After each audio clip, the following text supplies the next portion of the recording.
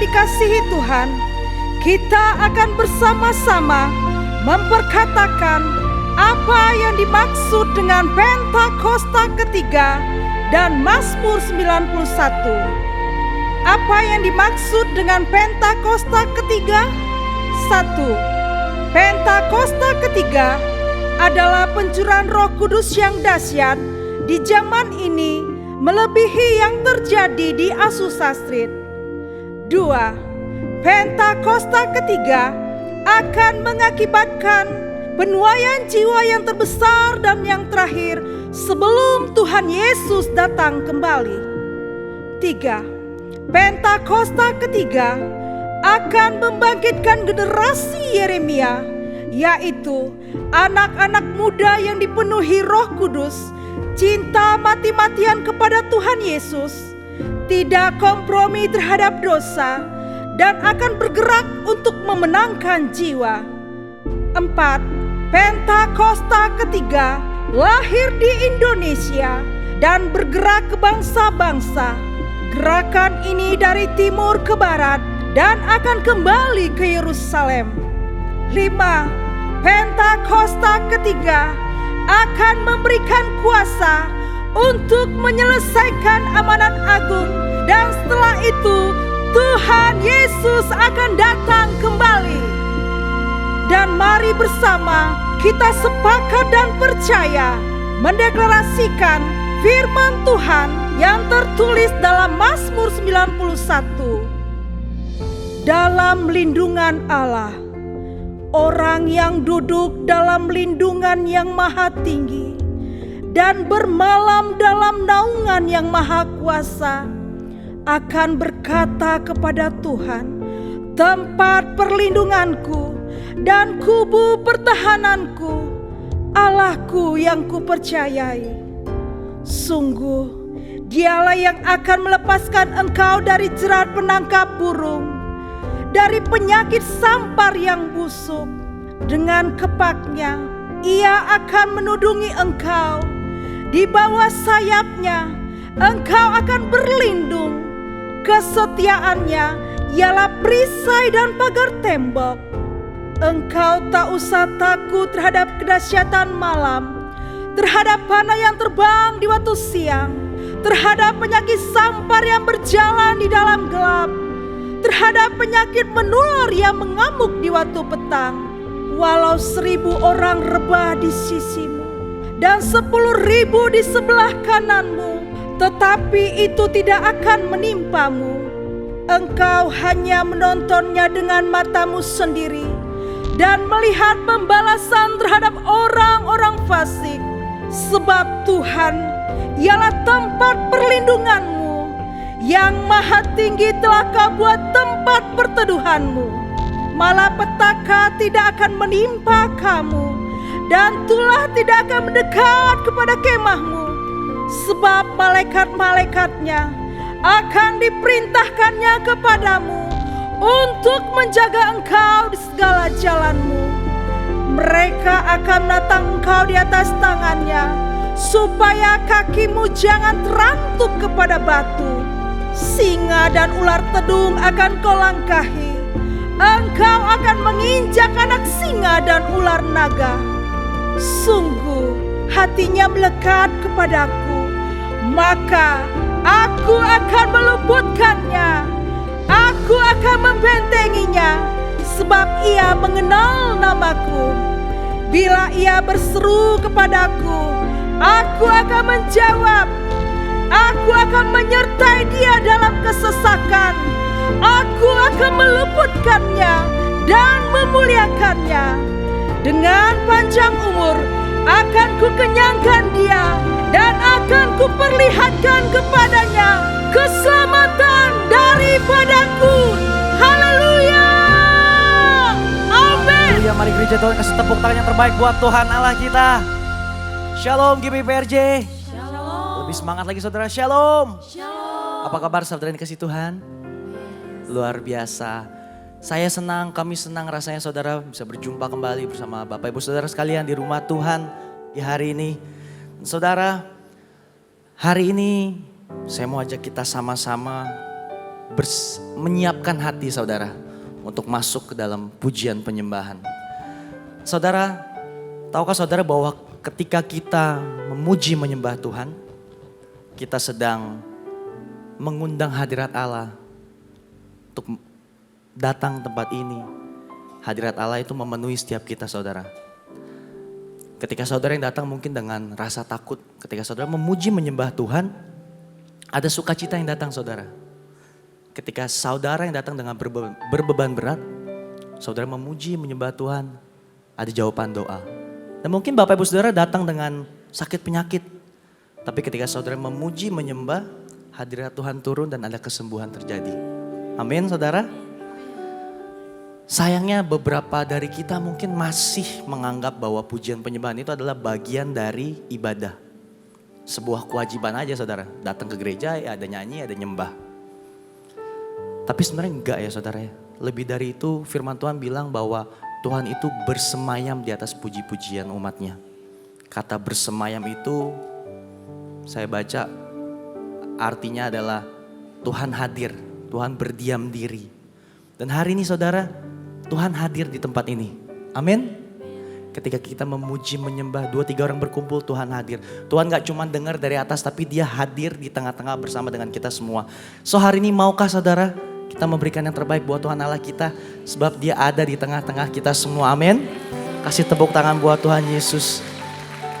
Mari kita satu dalam doa. Sungguh kami bersyukur untuk hari yang baru. Nafas kehidupan yang baru Tuhan berikan atas setiap kami Tuhan. Dan biarlah hari ini Tuhan kami datang berkumpul di rumah-Mu. Satu tujuan kami yaitu meninggikan nama Tuhan Yesus. Tuhan bertatalah setiap pujian penyembahan kami. Serahkan ibadah kami dari awal hingga akhir. Terima kasih Tuhan, terima kasih di dalam nama Tuhan Yesus. Kami siap memberikan yang terbaik. Haleluya, amin.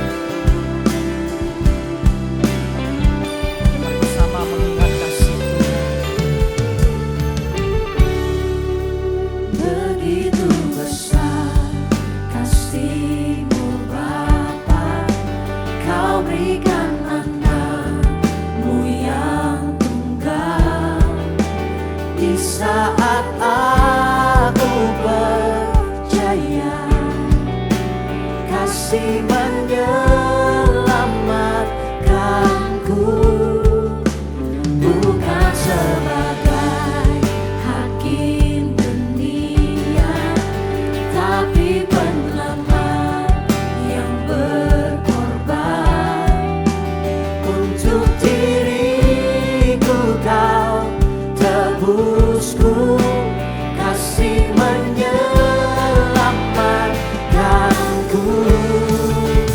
Ingat kasih-Nya yang mengubah hidupku, ingat kasih-Nya yang selalu ada.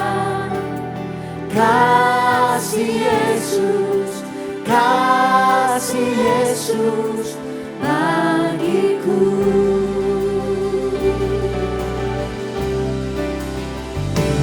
Pilunya yang sembuhkan lukaku, ingat salibnya yang menebus aku. Kasih Yesus, kasih Yesus bagiku. Boleh kasih tepuk tangan yang terbaik buat Tuhan Yesus. Kami mengingat kasih-Mu yang begitu besar atas setiap kami Tuhan. Terima kasih Tuhan, terima kasih. Pada jemaat Tuhan kita mau sama-sama belajar lagu ini.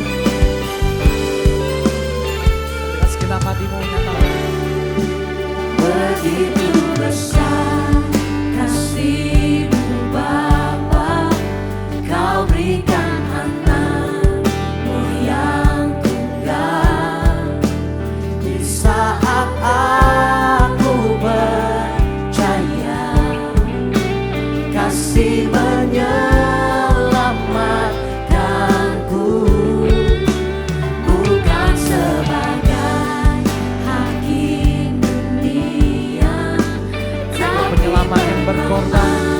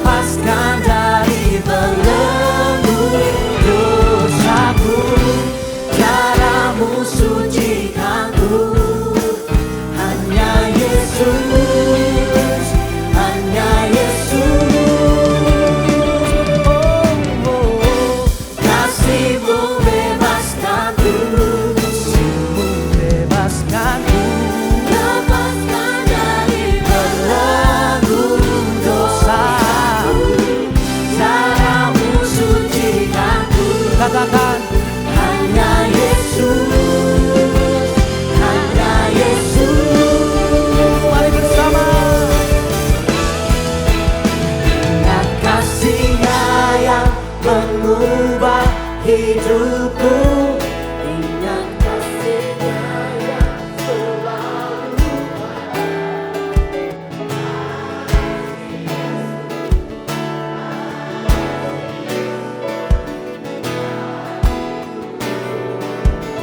Bilurmu menyembuhkan setiap kami.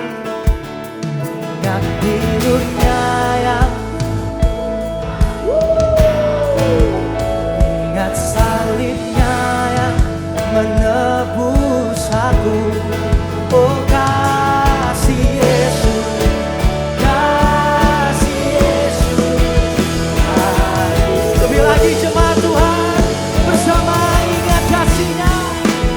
ingat kasih-Nya yang mengubah hidupku. Ingat kasih-Nya yang selalu ada. Kasih Yesus.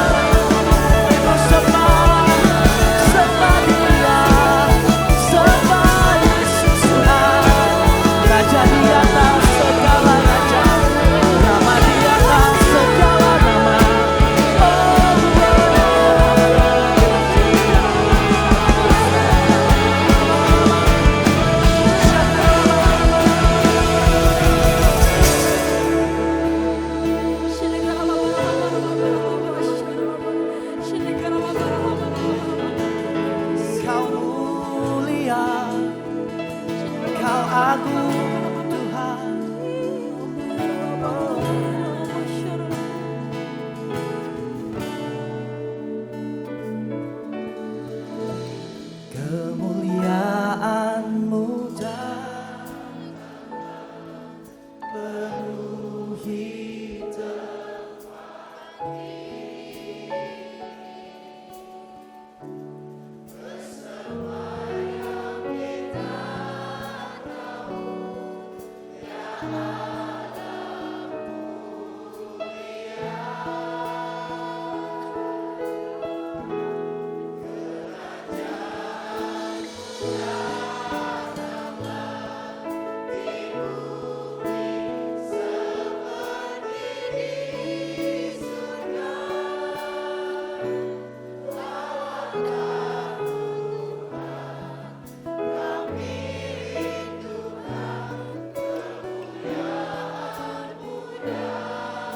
Setiap kami Tuhan, kemuliaan-Mu datanglah, penuhi tempat ini,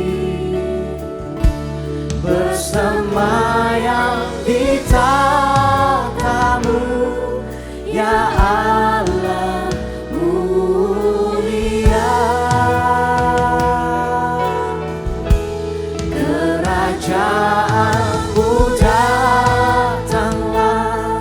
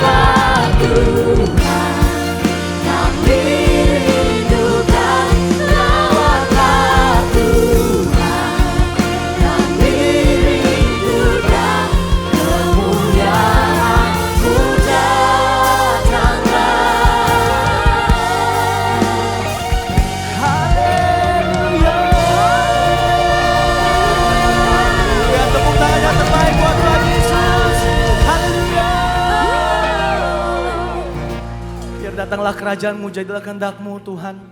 Di bumi seperti di surga. Tempat ini seperti di surga Tuhan. Kami siap untuk bersorak-sorai demi nama-Mu. Mari setiap kita yang siap bersorak-sorai sama-sama kita katakan. Amin. Amin.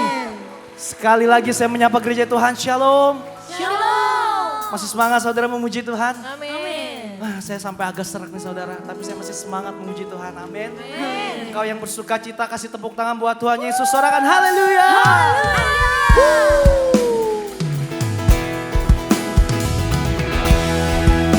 Hari ini kami terima kuasa-Mu Tuhan. Hari ini kami terima kemenangan daripada-Mu. Yes.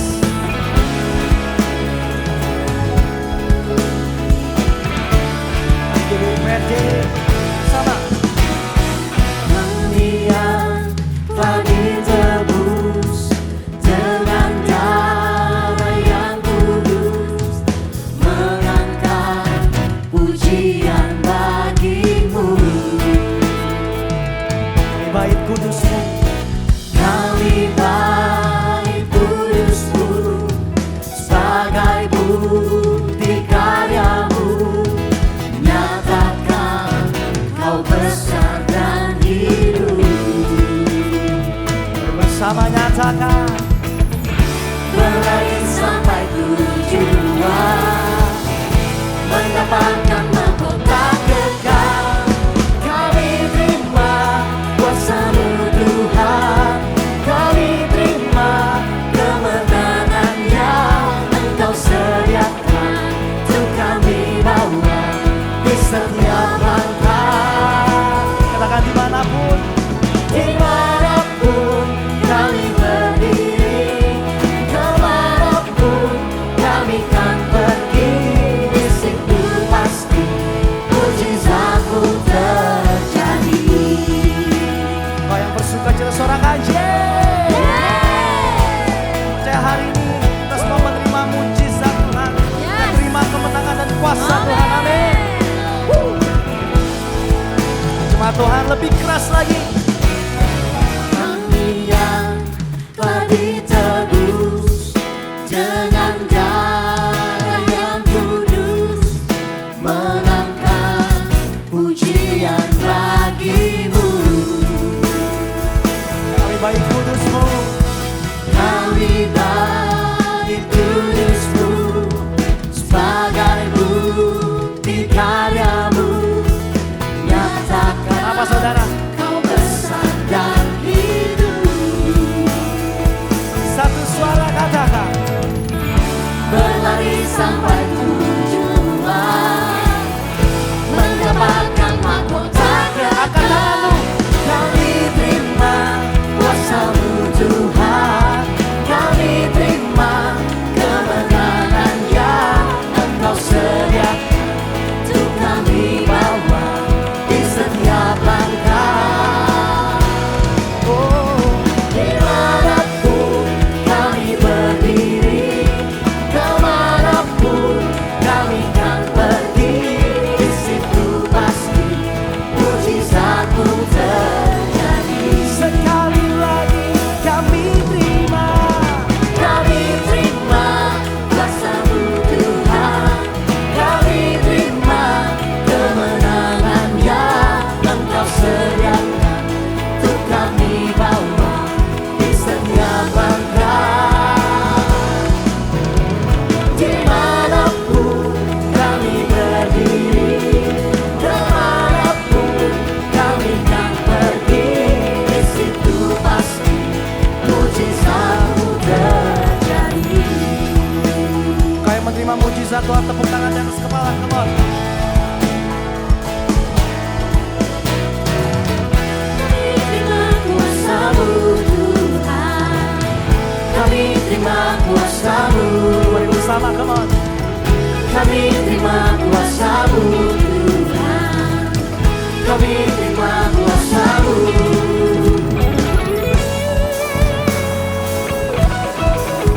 Teman-teman Tuhan, satu suara lebih keras lagi untuk Tuhan Allah kita. Amin. Bersiap nyatakan, come on. Berlari sampai tujuan, mendapatkan mahkota kekal.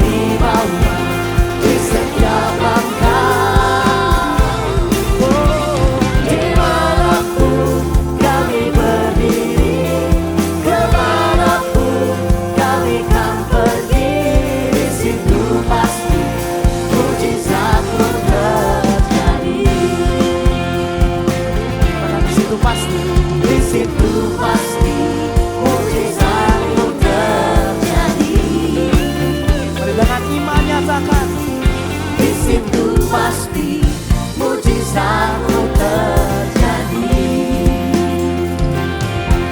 Dengan iman kami percaya kami menerima kemenangan dan kuasa-Mu Tuhan. Mari bersama.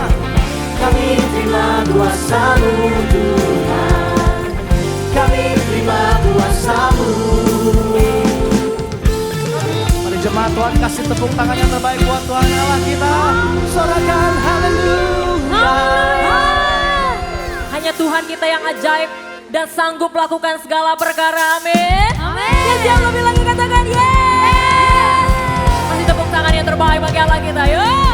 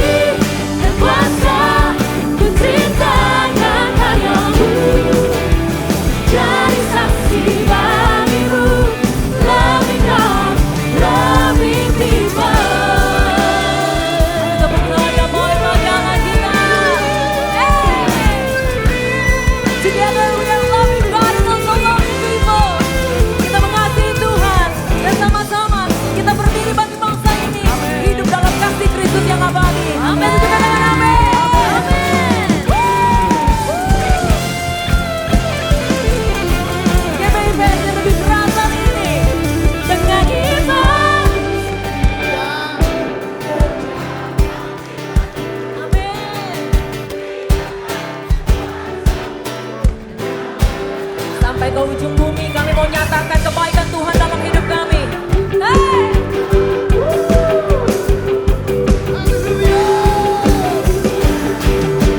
Loving God, loving people. Everybody sing. Dengan iman setia ku kejar panggilanku. Beritakan kuasa-Mu, kebenaran-Mu. Kasih dan kuasa, ku cintakan karya-Mu. Jadi saksi bagi-Mu, loving God, loving people. Jadi saksi bagi-Mu, loving God, loving people. Jadi saksi bagi-Mu, loving God, loving people.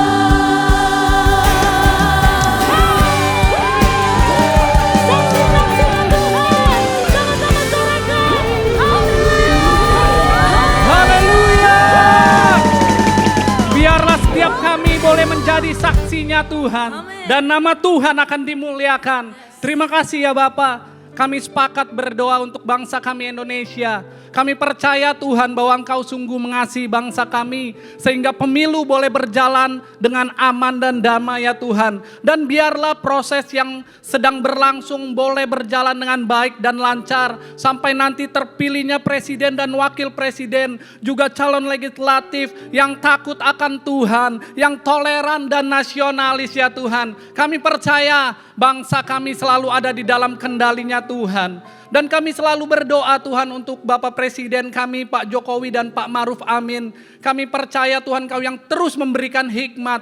Sehingga hamba-Mu Tuhan boleh mengatasi setiap permasalahan yang ada di bangsa kami ya Tuhan. Kami juga berdoa untuk gembala sidang kami Pak Niko Tuhan. Terus Tuhan Kau pakai hamba-Mu sebagai pembawa pesan Pentakosta ketiga sampai ke bangsa-bangsa ya Tuhan. Engkau yang memberikan hikmat kebijaksanaan sehingga kemanapun hamba-Mu melayani Tuhan, nama Tuhan selalu dipermuliakan ya Tuhan. Kami berdoa untuk pelayanan hamba-Mu, untuk keluarga besarnya, juga kesehatannya Tuhan. Dan kami juga berdoa untuk Gembala CK7 Dr. Rianto, terus Tuhan pakai untuk penggembalaannya di CK7 ya Tuhan. Sehingga setiap kami boleh menjadi umat yang layak dan berkenan di hadapan Tuhan. Engkau yang terus memberkati kehidupan hamba-Mu Tuhan. Engkau berikan kesehatan yang terbaik. Engkau yang selalu menjadi perisai dan penolong dalam hidupnya. Dan Engkau juga yang memberkati keluarga besarnya. Semua aman dalam lindungan Tuhan. Dan saat ini kami mengangkat tangan kami untuk generasi Yeremia, di mana satu generasi Tuhan janjikan, yaitu anak-anak muda yang takut akan Tuhan, dipenuhi Roh Kudus dan cinta mati-matian kepada Tuhan Yesus. Mereka akan bergerak untuk memenangkan jiwa-jiwa ya Tuhan. Kami percaya anak-anak muda akan dipakai sebagai future leader ya Tuhan, yang Tuhan tempatkan di setiap aspek kehidupan ini Tuhan. Kami tahu ya Tuhan, rencana-Mu luar biasa untuk anak-anak muda di hari-hari ini Tuhan. Terima kasih ya Bapa. Inilah yang menjadi doa kami di dalam nama Tuhan Yesus Kristus. Kami sudah berdoa dan mengucap syukur. Mari yang percaya sama-sama kita katakan amin. Silakan duduk, Bapak Ibu Saudara yang terkasih. Paulus dan Silas mengalami mujizat Tuhan ketika mereka dalam penjara, Bapak Ibu Saudara. Rasanya penjara itu terbelah karena pujian dan penyembahan mereka yang begitu keras. Di penjara Bapak Ibu. Udah gak ada harapan.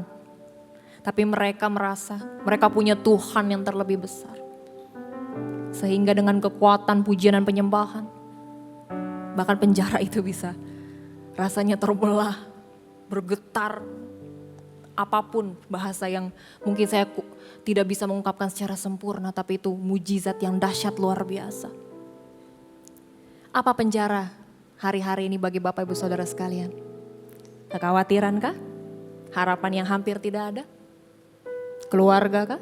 Keuangan finansial? Bahkan masa depan yang tidak jelas? Mari kita sama-sama berdiri hari ini. Tetap mengungkapkan harapan kita. Bukan kepada manusia Bapak Ibu. Semua mengecewakan, setuju? Setuju, amin ya. Tapi hanya dalam Tuhan pengharapan kita tidak sia-sia. Hanya kasih Tuhan yang menyempurnakan setiap kita. dan Roh Kudus yang bisa pimpin kita. Sehingga penjara apapun dalam hati hidup kita hari-hari ini, itu bisa terbelah dua. Karena pujian dan penyembahan kita akan kebenaran Tuhan. Yang setuju katakan amin. Kasih tepuk tangan yang baik bagi Allah kita. Kami percaya Tuhan Kau memakai kami semua Bapa sebagai alat kemuliaan-Mu Tuhan. Bahkan di masa tergelap kami, di situasi tidak terenak kami. Tapi kami percaya, biar Tuhan yang menuntun setiap kami, jamal lawat setiap kami ya Bapa.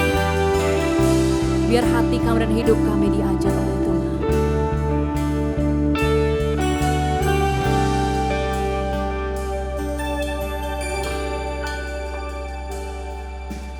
Thousand generations falling down in worship to sing the song of ages to the Lamb. And all who've gone before us, and all who will believe, will sing the song of ages to the Lamb. Your name is the highest, your name is the greatest, your name stands above them all. All thrones and dominions, all powers and positions, your name stands above them all. And the angels cry, holy, all creation cries, holy, you are lifted high, holy, holy forever.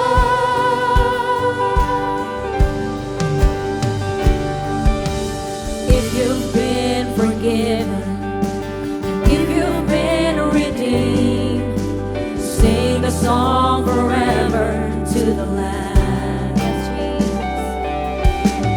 If you walk in freedom, if you bear His name, sing a song forever to the Lamb. Oh, sing a song forever and amen. And the angels cry, holy, all creation cries.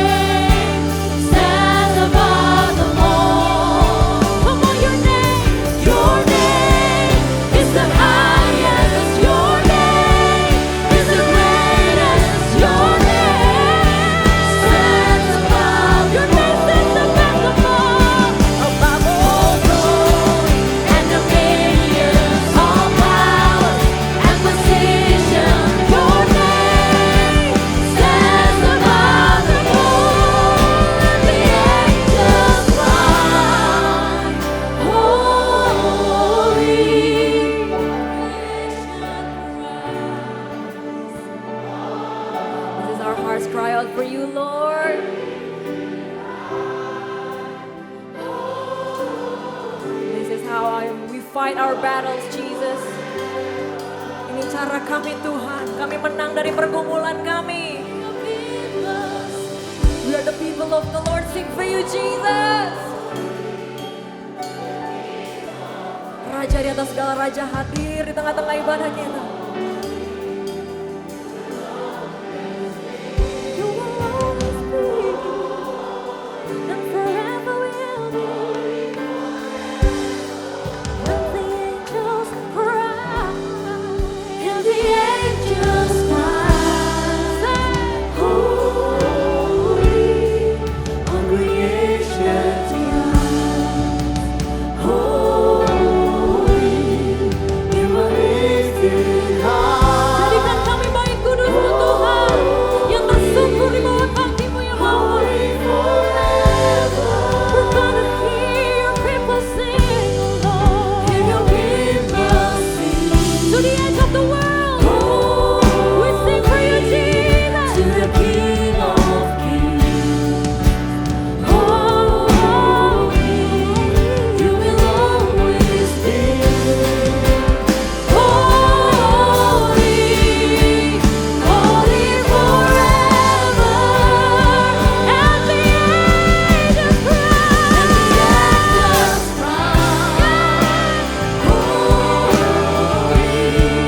All creation's cry, holy, you are lifted high. Holy, holy forever, Jesus. Hear your people sing, holy, to the King of Kings. Holy, you will always be. Holy forever. with our hands lifted high, sing. Your name is the highest. Your name is the greatest. Together we praise you, Stands above the world, above all thrones and dominions, all powers and positions. Your name stands above them all. Your name is the highest. Your name is the greatest. Your name stands above them all thrones and dominions, all powers and positions. Your name stands above them all. Your name is the highest. Your name is the greatest. Your name stands above them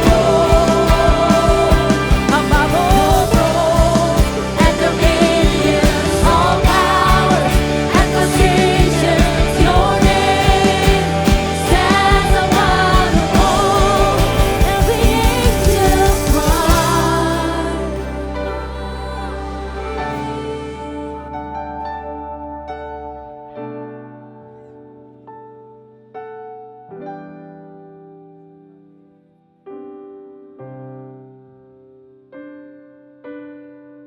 Shalom, Bapak Ibu yang dikasihi Tuhan. Bagaimana kabar Bapak Ibu? Saya berdoa supaya semua kita di dalam perlindungan Tuhan. Nah, selamat datang kembali di ibadah online live streaming CK7. Pada hari ini kita akan membahas satu tema khotbah mengenai rasa cukup. Dan sebelum kita masuk dalam firman Tuhan, mari saya ajak untuk Bapak Ibu sama-sama untuk berdoa. Terima kasih Tuhan untuk hari ini di mana kami boleh kembali beribadah, bersekutu dan memuji memuliakan nama-Mu. Tuhan, kalau sebentar lagi kami ingin mendengarkan sedikit kebenaran tentang firman-Mu, urapi kami semua Tuhan supaya firman yang disampaikan menjadi benih yang subur, yang tertanam di dalam hati kami, dalam pikiran kami sehingga itu boleh bertumbuh, berakar dan berbuah lebat dalam setiap kehidupan kami. Urapi hamba Tuhan dengan segala keterbatasan hamba supaya setiap firman yang hamba sampaikan itu semuanya berasal daripadamu. Terima kasih Bapa, kami akan mulai kebenaran firman Tuhan hanya di dalam nama Tuhan Yesus. Haleluya. Amin. Nah, Bapak Ibu yang dikasihi Tuhan, seperti tadi yang saya katakan bahwa tema yang Tuhan taruh di dalam hati saya adalah mengenai rasa cukup. Kenapa saya bawakan tema ini? Karena saya lihat banyak sekali terakhir ini orang berlomba-lomba untuk lebih mempunyai gaya hidup yang wow atau yang spektakuler, atau mungkin juga orang itu lebih menyibukkan diri dengan hal-hal duniawi dibandingkan dengan mencari hal-hal yang ada di atas sana, hal-hal tentang kerajaan Allah. Nah, kenapa saya akan bawakan ini? Karena setiap manusia mempunyai kecenderungan atau sifat atau karakter yang tidak pernah puas dengan apa yang dia miliki. Dan dia akan melakukan segala cara untuk memenuhi kepuasannya itu. Pada saat saya mencari asal kata rasa cukup atau puas dari teks aslinya, di dalam bahasa Yunani saya menemukan satu kata yaitu autarkeia. Apa itu autarkeia? Autarkeia adalah kepuasan pribadi atau self-satisfaction. Nah, kalau kita renungan kembali mengenai kepuasan pribadi, saya percaya setiap orang pasti mempunyai kepuasan pribadi yang berbeda-beda. Ada satu pribadi cukup dengan apa yang dia miliki. Misalnya dia makan dengan yang sangat sederhana, dia sudah merasa puas, dia sudah merasa cukup. Tetapi mungkin ada pribadi lain yang makan di restoran mewah, tetapi dia merasa ini nggak cukup, ini kurang baik, ini kurang enak. Jadi setiap orang itu mempunyai kepuasan pribadi yang berbeda-beda. Tidak pernah ada tolak ukur yang sama yang dimiliki oleh setiap individu. Nah, ada juga yang mungkin dia sudah puas kalau dia memiliki sebuah sepeda motor yang butut. Tetapi ada lagi orang lainnya yang tidak puas dengan begitu banyaknya mobil mewah yang sudah dia miliki. Nah, Bapak Ibu yang dikasihi Tuhan, seberapa banyak pun harta yang kita miliki, kalau kita tidak pernah puas, itu pastinya karena kita juga kurang bersyukur dengan apa yang Tuhan telah berikan dalam kehidupan kita. Nah, setiap orang punya pandangan masing-masing, ingin lebih banyak, ingin lebih baik, ingin lebih wow atau hebat. Itu adalah sifat dasar manusia. Nah, Bapak Ibu yang dikasihi Tuhan, maka dari itu kita itu harus merenungkan benar-benar apa arti rasa kata cukup. Dan pada saat saya merenungkan itu, saya tiba-tiba kepikiran tentang Adam dan Hawa. Bapak Ibu masih ingat cerita tentang Adam dan Hawa? Saya akan spesifik mengambil tentang Hawanya. Nah, bagaimana pada saat Adam difirmankan oleh Allah Bapa bahwa seluruh pohon, seluruh buah-buahan yang ada di Taman Eden boleh engkau makan, kecuali satu buah dari pohon pengetahuan tentang yang baik dan yang jahat. Nah, pada saat itu, pada saat Hawa didatangi ular, lalu dihasut oleh ular untuk makan dari buah terlarang itu, saya pikir-pikir, wong begitu banyak buah di taman itu. Pasti gak cuma satu, gak cuma dua. Itu mungkin ada ratusan, ada ribuan jenis buah-buahan. Kenapa juga si Hawa memilih untuk memakan sebuah buah yang dilarang oleh Allah Bapa? Nah, pada saat itu saya pikir, saya renungkan. Dan Tuhan memberikan satu jawaban di dalam hati saya. Itu juga karena rasa tidak cukup. Memang ular menghasut dia, dan juga ular itu membuat dia jadi kepingin tahu rasanya seperti apa. Kepingin dia kepingin jadi lebih bisa mengerti tentang yang baik dan yang jahat. Menjadi lebih bijaksana mungkin. Tetapi itu semuanya didasari dengan rasa tidak cukup di dalam Hawa. Nah, pada hari ini kita sama-sama belajar yuk untuk mengatakan kepada diri kita, saya sudah cukup. Saya sudah cukup. Sekali lagi kita katakan. Nah, Bapak Ibu yang dikasihi Tuhan, rasa cukup itu dapat dikategorikan dengan dua bagian. Yang pertama adalah kecukupan dalam jasmani. Dan yang kedua adalah kecukupan dalam rohani. Kita bahas sama-sama pada hari ini mengenai kecukupan dalam jasmani. Yang pertama, Kecukupan dalam jasmani dalam kategori ini termasuk orang yang tidak hanya mengejar apa yang menjadi keinginan daging saja atau kepuasan diri. Biasanya orang-orang seperti ini tidak melihat kekayaan menjadi tujuan hidupnya, tetapi menjadi sarana yang akan dipakai oleh Tuhan untuk menyalurkan berkat kepada banyak orang. Nah, di dalam Ibrani 13 ayat 5 dikatakan, "Janganlah kamu menjadi hamba uang dan cukupkanlah dirimu dengan apa yang ada padamu. Karena Allah telah berfirman, Aku sekali-kali tidak akan membiarkan engkau dan aku sekali-kali tidak akan meninggalkan engkau." Nah, Bapak Ibu yang dikasihi Tuhan, rasa cukup dalam ayat ini jelas ditulis dalam 3 bagian. Bagian yang pertama adalah, janganlah kamu menjadi hamba uang. Apa maksudnya dengan hamba uang di sini? Nah, hamba uang ini bukan berarti kita nggak boleh bekerja. Kita cuman berdoa, kita cuman cari wajah Tuhan, kita cuman di dalam kamar tidur kita nggak ngapa-ngapain, berdoa 24 jam 7 hari per minggu. Bukan seperti itu maksud saya. Akan tetapi jangan sampai kita ini diperbudak oleh pekerjaan kita. Yaitu kita cuma dalam pikiran hati, semua waktu kita dedikasikan, kita berikan hanya untuk mengejar apa yang menjadi keinginan atau untuk mengejar omset atau melakukan pekerjaan kita. Fokus kita cuma hanya uang dan uang saja. Nah, bahkan fokus uang itu bukan hanya dalam pekerjaan, tetapi uang itu menjadi bagian dari kehidupannya. Misalnya, kalau cari teman, cari yang kaya, cari yang bisa menguntungkan buat dirinya. Ada untung apa saya berteman sama kamu? Ada profit apa buat saya? Lalu kalau misalnya mau cari suami atau cari istri, cari juga yang kaya. Bahkan bahayanya kalau kita sebagai orang tua cari mantu nanti, cari yang kaya. Nah, itu berarti apa? Orientasi pikirannya adalah hanya bergelut di dalam uang saja, bukan pada kebenaran firman Tuhan.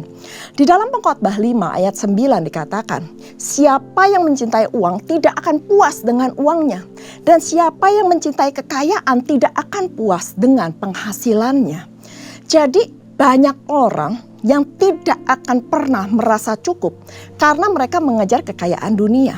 Sampai akhirnya mereka menyimpang dari iman dan juga mengalami berbagai hal yang mungkin menyulitkan bagi dirinya dan bahkan sampai mengalami duka cita. Nah, sedangkan di Mazmur 127 dikatakan, Tuhan berfirman akan memberkati orang yang dicintainya pada saat dia tidur. Susah payah gak akan menambahinya. Memang kita harus bekerja. Saya bukan katakan bahwa tidur aja, nanti Tuhan akan memberkati kamu. Tetapi di sini dikatakan bahwa Tuhan memberkati orang yang dicintainya. Gak bisa kita cuma tidur, terus uang datang dari langit. Tiba-tiba kita cuma tidur, saldo kita berlimpah-limpah diisi gitu ya, gak bisa. Karena apa? Karena kita makan, harus beli makanan juga dengan uang. Gak bisa kita bilang, terima kasih Pak, Tuhan Yesus memberkati. Gak bisa. Gak bisa kita ngisi bensin, lalu kita bilang terima kasih Pak, Tuhan Yesus memberkati, plus tambahin pakai bahasa roh. Gak bisa. Kita semua hidup ini memang harus memakai uang. Tetapi uang itu bukan segalanya buat kita. Nah, tadi saya balik lagi untuk dikatakan bahwa Tuhan memberkati orang yang dicintainya. Nah, garis bawahi orang yang dicintainya. Apa maksud orang yang dicintainya? Orang yang dicintainya adalah orang yang hidupnya berkenan. Orang yang intim dengan Tuhan. Gak mungkin saya mencintai seseorang, saya mengasihi seseorang kalau orang itu tidak dekat sama saya. Gak ada di dalam hati saya. Saya gak kenal orang itu, tiba-tiba saya sayang, saya cinta, gak mungkin. Pasti orang itu sering ketemu saya, intens menghubungi saya, dan bahkan orang itu bisa mengambil hati saya, sehingga akhirnya saya jatuh cinta pada dia. Saya akhirnya mengasihi dia. Nah, itu yang dimaksud dengan Tuhan memberkati orang pada saat tidur, tetapi orang-orang spesifik yang dicintainya. Kita nggak usah bersusah payah, mau berberkat Tuhan gak usah. Cari aja perkenanan Tuhan. Pada saat kita mencari perkenanan Tuhan, maka seluruh pekerjaan kita bukan hanya diberkati, tetapi akan ditambah-tambahkan oleh Tuhan. Ingat, carilah dahulu kerajaan Allah dan kebenarannya, maka semuanya Tuhan akan tambahkan kepadamu. Kadang-kadang kita nggak berpikir, ternyata Tuhan kasih kita project, Tuhan kasih kita bisnis, Tuhan memberkati kita dengan caranya yang luar biasa. Bagian kita, lakukan bagian kita, selanjutnya serahkan kepada Tuhan. Nggak usah jadi hamba uang.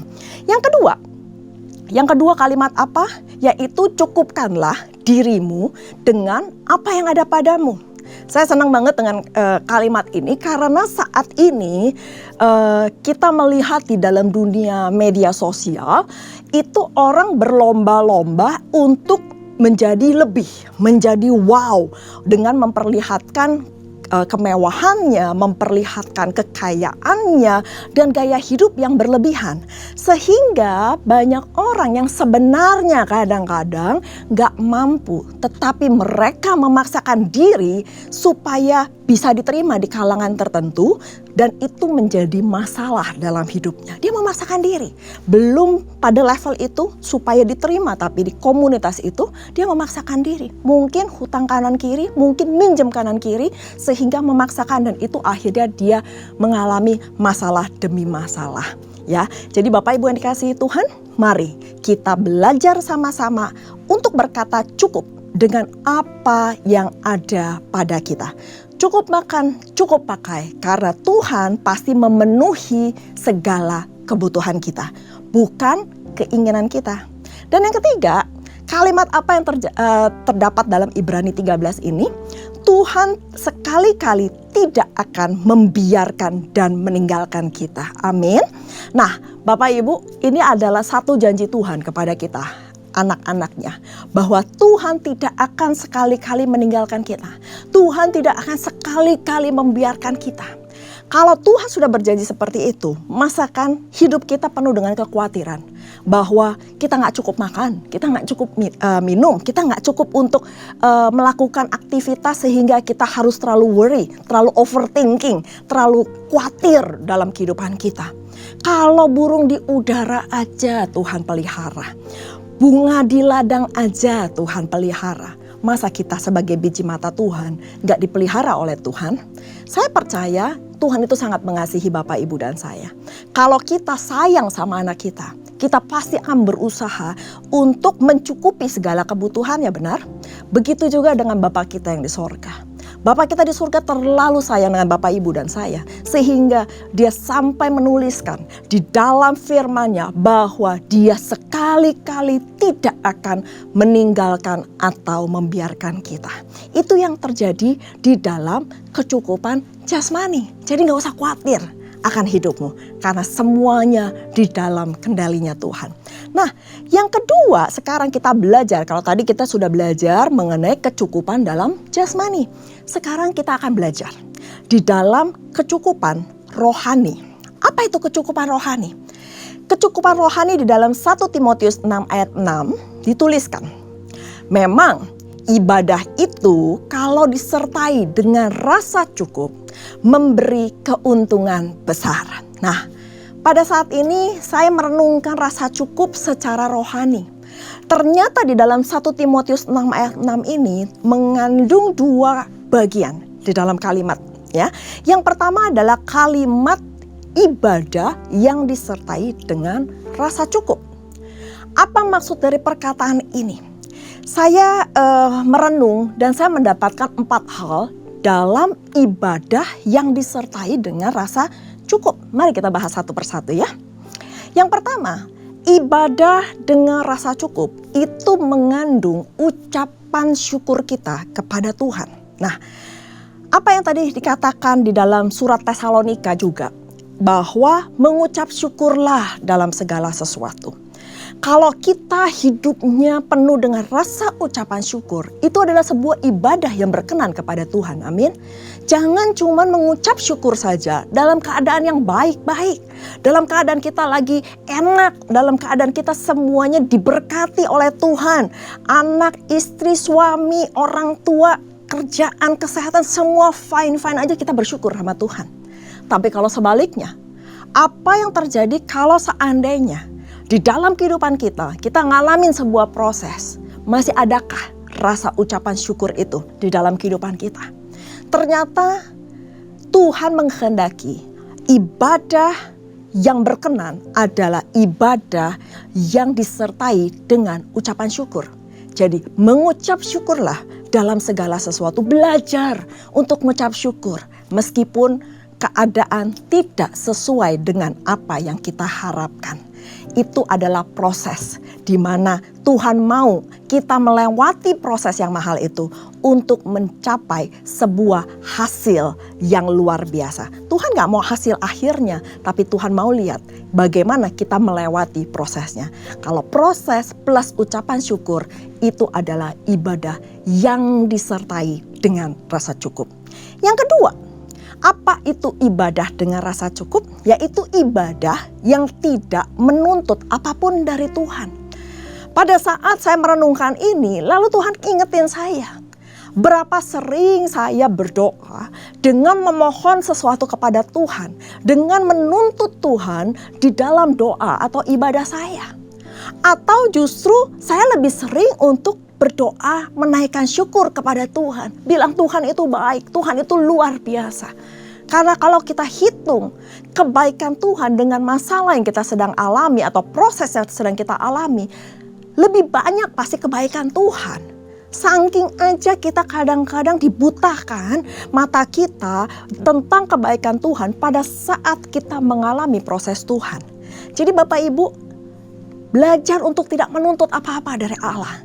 Tapi lepaskan ucapan syukur, lepaskan rasa syukur itu di dalam kehidupan kita. Sehingga ibadah kita itu menjadi ibadah yang penuh dengan rasa cukup. Dan yang ketiga adalah ibadah yang tidak membandingkan diri kita dengan yang lain. Nah, ternyata ibadah dengan rasa cukup itu jangan pernah membanding-bandingkan diri kita dengan keadaan orang lain. Karena setiap orang punya porsi yang berbeda, punya kapasitas yang berbeda.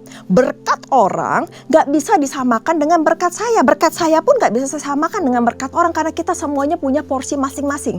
Kapasitas masing-masing. Belum tentu kalau saya ada di posisi dia, saya bisa tetap menjadi tir sayang sama. Bisa jadi saya jadi tir sayang sombong, tir sayang angkuh, tir sayang tidak menyenangkan lagi. Tetapi saya percaya Tuhan tahu yang jauh lebih baik untuk setiap kita. Amin. Dan berkat Tuhan itu gak bisa diukur dengan angka Bapak Ibu ya, dengan jumlah. Jangan seperti itu. Karena apa? Tuhan itu terlalu luar biasa, terlalu spektakuler. Jadi jangan menyangka bahwa kalau saya penghasilannya cuma sebegini berarti berkat saya kecil, berkat saya sedikit. Jangan seperti itu. Karena belum tentu orang yang berpenghasilannya lebih banyak itu lebih diberkati. Karena berkat itu bukan soal jumlah atau angka, tetapi berkat itu soal damai sejahtera, sukacita yang Tuhan berikan kepada Bapak, Ibu, dan saya. Jadi jangan pernah kita samain, jangan pernah kita ngukur berkat, jangan pernah kita membandingkan apa yang Tuhan berikan kepada kita dengan apa yang Tuhan berikan kepada orang lain. Bersyukur aja kepada Tuhan. Kalau Tuhan percayakan hal-hal saat ini yang luar biasa kepada Bapak, Ibu, dan saya, kita bersyukur. Nanti Tuhan akan tambahkan kapasitas kita, tambahkan porsi kita. Jangan pernah bandingkan kita dengan yang lain. Dan yang keempat, yang terakhir adalah ibadah bukan hanya terbatas di dalam gereja saja. Tetapi ibadah itu di dalam seluruh aspek kehidupan kita. Amin. Nah, pada saat ibadah dengan rasa cukup, bagaimana kondisi kita, iman kita, koneksi kita sama Tuhan pada saat di luar gereja. Ibadah itu tidak dibatasi dengan 2 jam kita berada di gereja. Bahkan mungkin seharian kalau Bapak Ibu melayani Tuhan dari pagi sampai malam, itu cuma sebagian kecil dari ibadah. Tetapi ibadah yang sesungguhnya adalah kehidupan kita sehari-hari. Kalau 2 jam kita bisa menjadi orang yang munafik Bapak Ibu ya. Kita bisa pakai topeng, kita bisa cuma bilang shalom, haleluya, puji Tuhan, Tuhan Yesus memberkati, bisa seperti itu. Tapi bagaimana kita kalau di rumah? Bagaimana kita dengan suami atau istri kita? Bagaimana kita dengan anak-anak kita? Dan bahkan bagaimana kita dengan orang-orang yang ada di sekeliling kita? Pada saat kita bergaul dalam komunitas kita, itu pun adalah bagian dari ibadah kita. Apakah kita memuliakan Tuhan atau justru kita mempermalukan Tuhan? Milikilah gaya hidup yang selaras dengan firman Tuhan. Jadilah Alkitab yang terbuka bagi semua orang sehingga nama Tuhan dipermuliakan. Jangan sampai orang lihat kita bilang, ih kok orang Kristen seperti itu, ih dia pelayanan tapi kok seperti itu. Tapi biarlah bahkan orang yang tidak mengenal kita, dia lihat bagaimana kehidupan kita dan dia bilang, wow dia berbeda. Ada apa dengan dia? Sehingga dia mau tahu siapa yang kita sembah. Dan luar biasanya akhirnya banyak orang yang datang kepada Kristus melalui kehidupan kita. Itu adalah ibadah yang disertai dengan rasa cukup. Tidak terbatas hanya di dalam gereja, tetapi juga di dalam seluruh aspek kehidupan kita. Nah, yang kedua, tadi kalimatnya ibadah yang disertai dengan rasa cukup. Yang tadi, sekarang kita masuk dalam kalimat yang kedua. Disertai dengan rasa cukup, maka kita akan memperoleh keuntungan besar. Nah, kalau ngomong keuntungan besar, biasanya banyak orang yang langsung, wow, saya mau cuan, saya mau keuntungan ya. Setiap kita kalau bisnis pasti kita mau profit yang sebanyak-banyaknya, mau cuan yang sebanyak-banyaknya. Ternyata Tuhan bilang di dalam ayatnya, di dalam firman-Nya bahwa kalau kita beribadah dengan rasa cukup, itu Tuhan akan kasih keuntungan besar juga dalam kehidupan kita. Nah, keuntungan apa saja yang kita akan peroleh di dalam ibadah dengan rasa cukup ini? Yang pertama yang saya ingin bahas adalah pada saat kita merasa cukup, maka keuntungan besar yang pertama adalah positive mindset. Positive mindset itu hanya diberikan kepada orang yang merasa cukup atas hidupnya. Maka dia akan memikirkan segala sesuatu dengan sisi positif. Bukan dari hal yang negatif-negatif. Karena apa?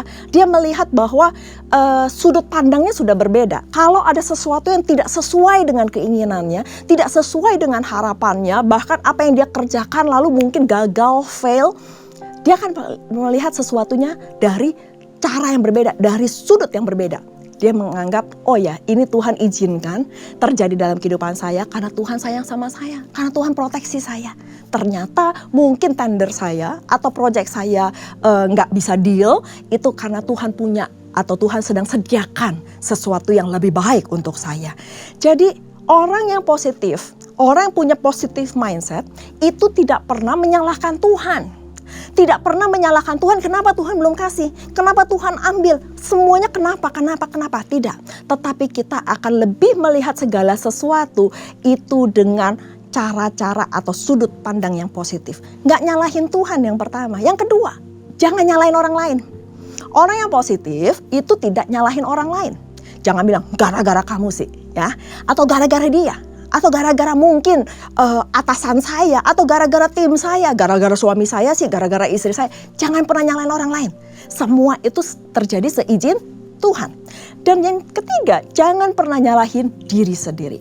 Kalau seandainya saya lebih baik, kalau seandainya saya begini, saya begitu, maka tidak akan terjadi seperti ini. Jangan pernah nyalahin. Segala sesuatu itu terjadi karena Tuhan. Kedaulatan semua ada di tangan Tuhan.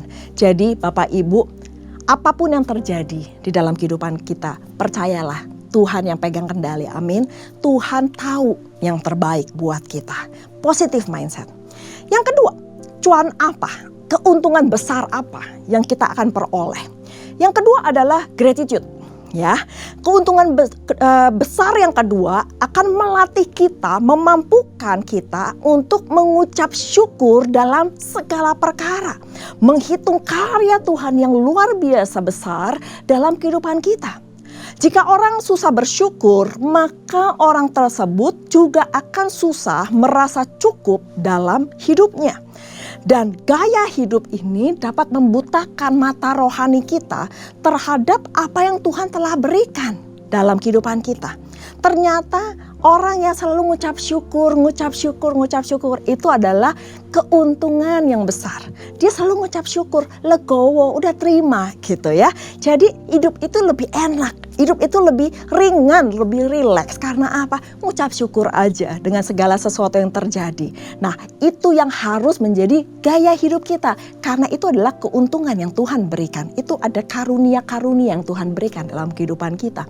Dan yang ketiga, ini yang luar biasa yang saya dapatkan, bahwa dengan kita ibadah dengan rasa cukup itu membuat kita itu growing in faith, bertumbuh dalam iman. Karena apa? Orang yang ibadahnya dengan rasa cukup yang tadi itu menjadikan dirinya sendiri itu menjadi dewasa rohani. Ciri-ciri orang dewasa adalah orang yang merasa cukup. Sedangkan anak-anak itu biasanya ingin lebih dan lebih lagi. Ya, dulu waktu anak-anak saya masih kecil, kalau dikasih 1 permen, mintanya 2 permen ya. Itu pasti kita ngalamin semuanya. Kalau dulu kita masih kecil atau kita mungkin saat ini yang punya anak kecil, kalau kasih 1 permen dia akan bilang nggak cukup mama, minta 2. Kasih 2 dia minta 3 dan seterusnya. Karena apa? Karena anak kecil itu kebanyakan lebih serakah. Dia tuh nggak pernah rasa puas. Dia nggak pernah tahu cukup itu seperti apa. Selama dia bisa minta, dia minta, dan dia akan terus minta. Nah, ini ada satu kejadian beberapa waktu yang lalu. Ini kejadian sungguh-sungguh pada anak saya yang kecil. Karena saya punya 2 anak, yang satu umur 23, yang satu umur 14. Yang kecil ini kejadian pada saat hari Minggu, di mana saya dan suami sedang pelayanan. Lalu adik ipar kami datang ibadah sama-sama. Lalu setelah itu karena kami masih lanjut, saya dan suami masih lanjut pelayanan, adik ipar saya bilang boleh nggak Jordan itu ikut dia pulang supaya Jordan bisa diajak makan duluan. Oh, saya dengan sukacita, saya bilang oh ya pasti boleh banget daripada dia di gereja seharian gitu ya. Lalu akhirnya anak saya yang kecil itu ikut adik ipar saya, lalu adik ipar saya ngajak dia makan. Nah, anak saya itu paling suka makan ayam goreng. Segala bentuk macam merek restoran ayam goreng itu dia suka banget. Lalu diajak makan ayam goreng yang dulu menjadi favorit dari almarhum papa mertua saya, diajak makan di situ ya. Nah, lalu pada saat dia lagi makan, terus ternyata saya dapat kabar dari adik ipar saya bahwa dia makan 5 potong ayam goreng. 5. Dan dia makan nasi 3 porsi ya. Pada saat itu mungkin adik ipar saya ingin nyenengin anak saya. Ayo Jo, mau nambah lagi? Lalu anak saya bilang iya mau. Jo, nambah lagi? Mau. Sampai akhirnya 5 potong ayam. Nah, pada saat kami sudah pulang, anak saya juga udah pulang sore-sore. Lalu saya tanya, kamu habis dari mana? Sama om dan tante. Lalu dia bilang, habis makan ayam goreng mama. Enak banget. Oh ya, ayam goreng. Kamu makan berapa? Makan 5 ayam 3 nasi. Lalu saya bilang, nggak kebanyakan ya? Enggak ma, soalnya enak banget. Ya sudah, gitu kan. Selesai cerita. Pada saat beberapa jam kemudian, mungkin 2 jaman, tiba-tiba anak saya masuk kamar saya pada saat saya lagi istirahat. Lalu dia bilang, ma, perut Jo nggak enak. Ma, Jo rasanya mau mual, mau muntah. Pada saat itu saya langsung, waduh, apa yang terjadi? Saya cek sama adik ipar saya, mereka fine-fine aja, berarti ini bukan keracunan, bukan apa. Lalu Tuhan seperti Roh Kudus ngomong dalam hati saya, itu karena kebanyakan makan. Jadi pada saat itu Tuhan memberikan sebuah rema di dalam hati saya, bahwa ternyata orang yang ngerti rasa cukup itu adalah orang yang sudah lebih dewasa. Pada saat kita sudah dewasa, kita akan berkata, no Tuhan cukup, semuanya sudah cukup, terima kasih Tuhan cukup. ada rasa cukup dalam kehidupan kita. Tapi kalau dia masih anak-anak, dia akan terus nuntut sampai dia nggak tahu kapasitas dia seperti apa. Sama seperti anak saya, dia kepingin makan dan makan lagi, tapi dia nggak tahu kapasitas perutnya itu seberapa besar. Nah, Bapak Ibu yang dikasihi Tuhan, pada saat kita tahu itu adalah keuntungan besar yang disertai dengan rasa cukup, maka Tuhan akan menaikkan level rohani kita. Kita menjadi lebih dewasa kalau kita belajar untuk mengatakan, cukup Tuhan, terima kasih, cukup. Saya udah bersyukur dengan apa yang Tuhan telah berikan dalam kehidupan kita. Nah, semakin kita banyak bersyukur, semakin kita banyak bilang Tuhan cukup. Tuhan malah tambahin kapasitas. Bukan buat diri kita sendiri, tetapi Tuhan mau kita untuk menyalurkan berkat itu kepada orang-orang yang ada di sekeliling kita. Jadi Bapak Ibu yang dikasihi Tuhan, ada 3 hal yang dapat saya simpulkan dengan rasa cukup ini. Yang pertama, rasa cukup adalah pada saat di mana kita dapat bersyukur kepada Tuhan atas semua berkat dan kebaikan yang Tuhan telah berikan dalam kehidupan kita. Itu adalah yang pertama. Yang kedua, biarlah rasa cukup ini menjadi salah satu gaya hidup orang percaya. Di mana kalau seandainya kita sudah merasa cukup, kita sudah bisa bersyukur, itulah gaya hidup orang yang percaya kepada Tuhan. Pengikut-pengikut Kristus akan lebih banyak bersyukur. Dan yang ketiga, ternyata rasa cukup adalah karunia juga yang Tuhan berikan kepada Bapak, Ibu, dan saya untuk menikmati berkat-berkat yang Tuhan telah berikan dalam kehidupan kita. Jadi 3 hal ini kita bawa pulang, kita simpan dan kita renungkan bahwa ibadah dengan rasa cukup akan memberikan keuntungan yang besar kepada kita semua. Saya tutup dengan satu kata yang sangat sederhana ini, bahwa Bapak Ibu, bahagia itu sederhana. Ya, bahagia, kita mau capai bahagia itu sederhana kok. Pada saat kita mensyukuri berkat yang Tuhan berikan, maka kita akan menjadi lebih kaya daripada orang yang kaya. Amin. Jadi rasa cukup, bersyukur sama Tuhan. Maka Bapak, Ibu, dan saya adalah orang-orang yang lebih kaya daripada orang kaya. Amin. Mari kita berdoa. Bapa kami yang baik, terima kasih Tuhan untuk firman yang sederhana ini. Terima kasih Tuhan di mana kami boleh belajar pada hari ini untuk merasa cukup. Merasa cukup dengan semua apa yang Tuhan telah berikan dalam kehidupan kami. Kami mau Tuhan belajar dan belajar terus untuk selalu bisa bersyukur kepadamu. Kami mau Tuhan dapat karunia untuk menikmati semua anugerah, semua berkat, baik itu jasmani maupun berkat-berkat surgawi yang telah Engkau berikan kepada kami. Ajar kami Tuhan untuk bersyukur untuk keluarga kami, mungkin untuk suami kami, untuk istri kami, untuk anak-anak kami tanpa membanding-bandingkan dengan yang lain. Ajar kami Tuhan untuk bersyukur dengan keadaan kami. Ajar kami Tuhan untuk bersyukur dengan pekerjaan dan bahkan pelayanan kami. Karena kami tahu Tuhan, ada hal-hal yang besar yang Tuhan akan berikan kepada kami pada saat kami bersyukur kepada Engkau, pada saat kami berterima kasih kepada Engkau, pada saat kami merasa cukup dalam kehidupan kami. Maka Tuhan akan menambahkan kapasitas kami, bukan hanya untuk diri kami saja, tapi karena Tuhan tahu itu akan dipakai Tuhan untuk menyalurkan kepada banyak orang. Kami tahu Tuhan, kami masih punya banyak kebutuhan, tetapi biarlah Tuhan, rasa cukup itu ada di dalam kehidupan kami, setiap kami masing-masing. Berkati setiap jemaat-Mu Tuhan, dimanapun mereka berada. Engkau tahu setiap kebutuhan dari anak-anak-Mu, Engkau tahu setiap doa-doa mereka, dan kami percaya hari ini Tuhan akan jawab sesuai dengan kapasitas, sesuai dengan waktu-Mu, dan sesuai dengan rencana-Mu. Terima kasih Bapa, berkati setiap jemaat-Mu Tuhan, berkati firman-Mu. Hamba selesai berbicara, tetapi Tuhan terus yang berbicara tanpa dibatasi dengan ruang dan waktu. Engkau sendiri yang melanjutkan dengan bahasamu bagi setiap jemaatmu. Terima kasih Bapa, terpuji namamu senantiasa. Hanya di dalam nama Tuhan Yesus kami berdoa dan bersyukur. Haleluya. Amin. Tuhan Yesus memberkati. Shalom.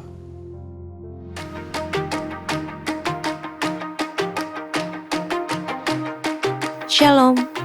Gembala dan seluruh pengerja CK7 serta jemaat Tuhan mengucapkan terima kasih kepada PDP Tirsa Juliana Wibowo yang telah memberkati kita semua melalui penyampaian pesan firman Tuhan pada hari ini. Tuhan Yesus memberkati ibu dan keluarga berlimpah-limpah.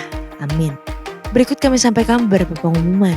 Ibadah Raya via live streaming hari Minggu tanggal 2 Juni 2024 pukul 7, 9, 11.30, 14, dan 16.30 waktu Indonesia Barat akan dilayani oleh Pastor Randy Junior di BSC. Ibadah tayang ulang atau rerun yang dilakukan secara onsite untuk ibadah Madonna Service dan 2PM yang Professional and Couple Service di channel YouTube GBIPRJ CK7. Ibadah Minggu tanggal 2 Juni 2024 diadakan di GBIPRJ pukul 7, 9, dan 11.30 waktu Indonesia Barat dilayani oleh Pendeta Johan Lumoindong. Pukul 16.30 waktu Indonesia Barat dilayani oleh Pendeta Leonardo Syamsuri MBMTH. GB Intercon pukul 7 waktu Indonesia Barat dilayani oleh Evangelis Henry Pardede. Pukul 9 dan 11 waktu Indonesia Barat dilayani oleh Pendeta Stefan J. Saputra SMTH. Pukul 16 dan 18 waktu Indonesia Barat dilayani oleh Pendeta Johan Lumoindong. GB Alam Sutra Mall pukul 7, 9, dan 11 waktu Indonesia Barat dilayani oleh Pastor JJ Simko Putra. Pukul 13, 15, dan 17 waktu Indonesia Barat dilayani oleh Pendeta Robertus Purwadi SSPD. GBIPRJ Pluit pukul 9, 11, dan 16.30 waktu Indonesia Barat dilayani oleh Pendeta Rora Mentarujaya MSC. GBIPRJ Mandarin pukul 9 waktu Indonesia Barat dilayani oleh Pendeta Adi Putra Hasan STH. GBHCR pukul 8 dan 10 waktu Indonesia Barat dilayani oleh PDP Sudi Tandi. GB St. Moritz pukul 9 waktu Indonesia Barat dilayani oleh Evangelis Indri Pardede. Pukul 11 dan 13 waktu Indonesia Barat dilayani oleh PDP Erhadi Chandra. Pukul 15 dan 17 waktu Indonesia Barat dilayani oleh PDP Sudi Tandi. Ibadah Raya onsite di atas disertai juga dengan ibadah pemuda dan anak secara onsite. Untuk persembahan umum atau kolekte, perpuluhan jemaat, ucapan syukur dan lain-lain dapat dilakukan melalui e-banking, mobile banking, ATM maupun online di website ke rekening persembahan CK7, BCA Cabang Tamrin dengan nomor account 206 333 8222 atas nama GBIPRJ.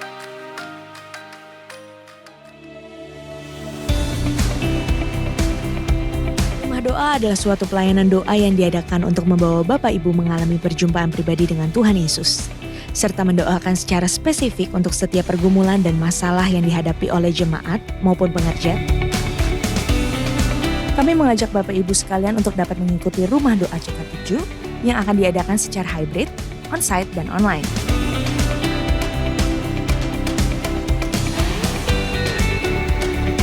Untuk onsite di GBIPRJ Mall MGK Lantai 9, Integrity Convention Center di Ruang Topas, Jalan Angkasa, Kavling B6, Kemayoran, Jakarta Pusat. Dan untuk online diadakan via Zoom di mana link, meeting ID, serta password dapat diklik langsung di apps GBIPRJ CK7 dengan modul Zoom Link atau dapat menghubungi nomor WhatsApp yang tercantum di layar Bapak Ibu sekalian.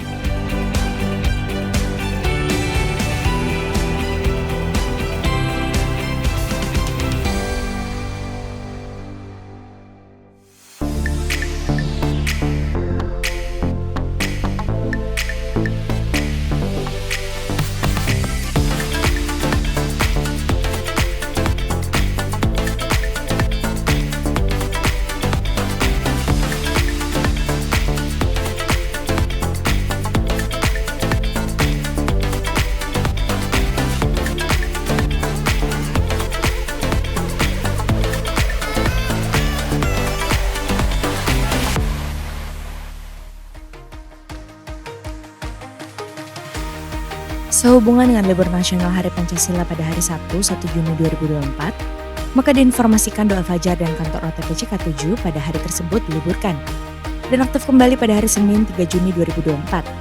Menara doa 24 jam tetap aktif seperti biasa.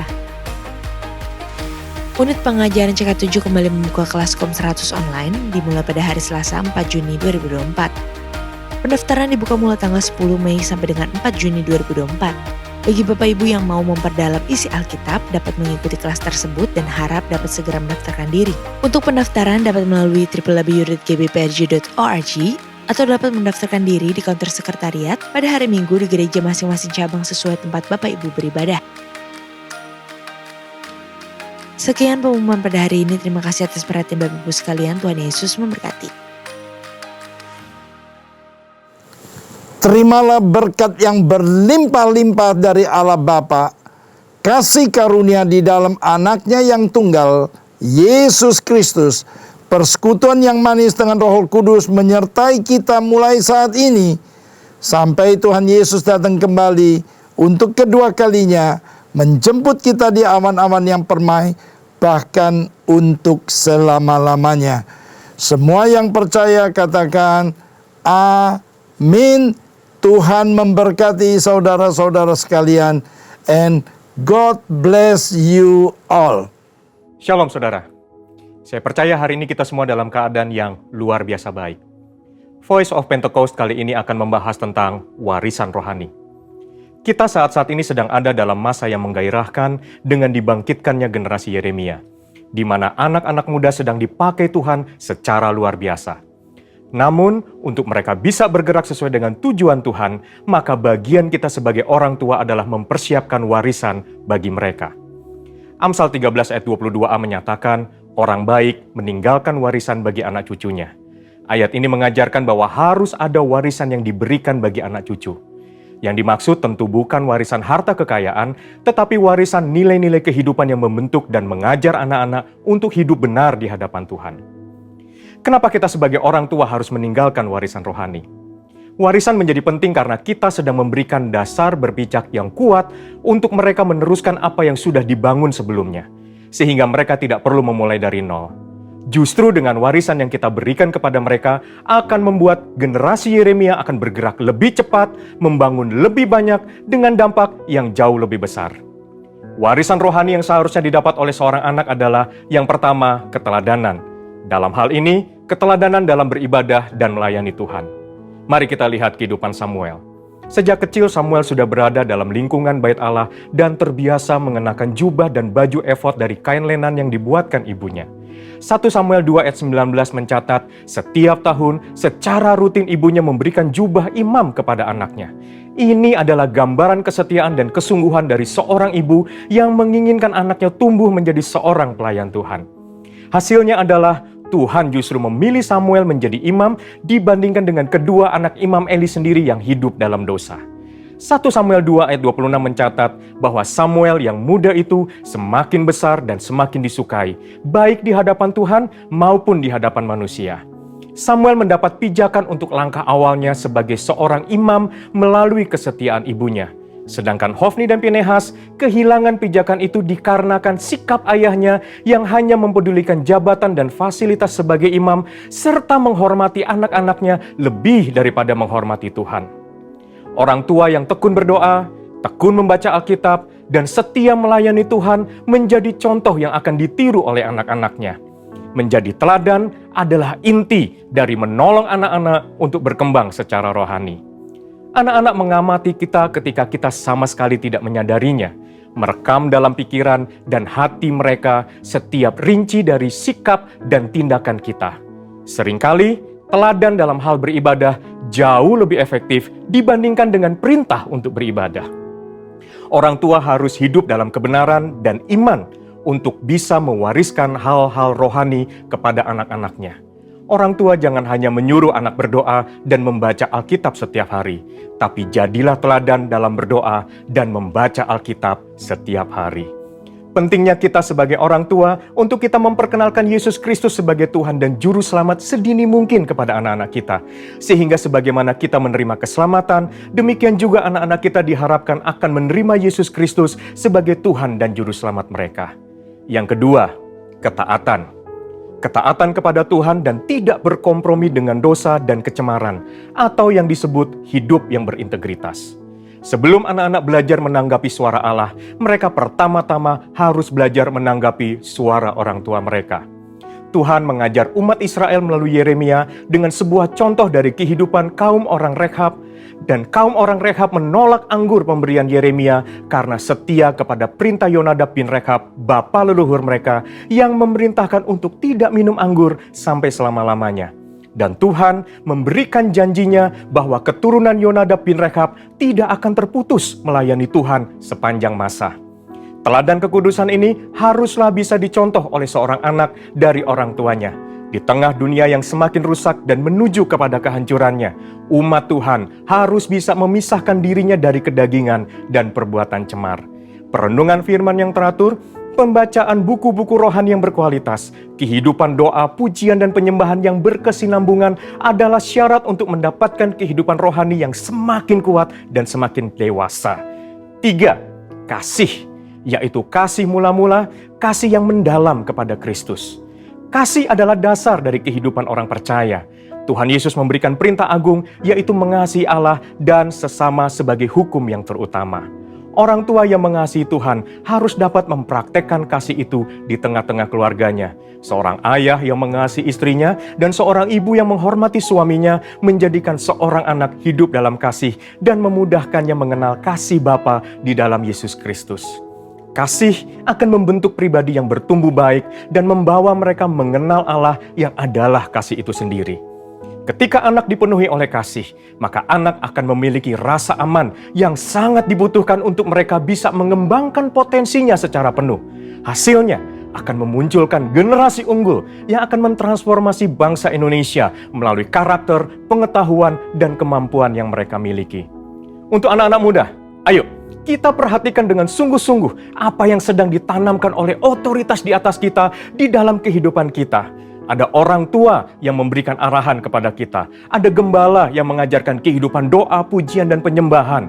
Ada mentor, guru rohani. Mereka semua adalah orang-orang yang Tuhan kirim dalam kehidupan kita untuk menuntun kita masuk dalam rencana Allah yang luar biasa. Biarlah generasi Yeremia yang dipenuhi Roh Kudus, cinta mati-matian kepada Tuhan Yesus, tidak kompromi terhadap dosa, dan akan bergerak untuk memenangkan jiwa, akan muncul dengan warisan rohani dari pendahulunya. Untuk penjelasan lengkapnya dari tim teologi kami, silakan klik link yang ada di atas atau scan QR Code yang tersedia. Tuhan Yesus memberkati.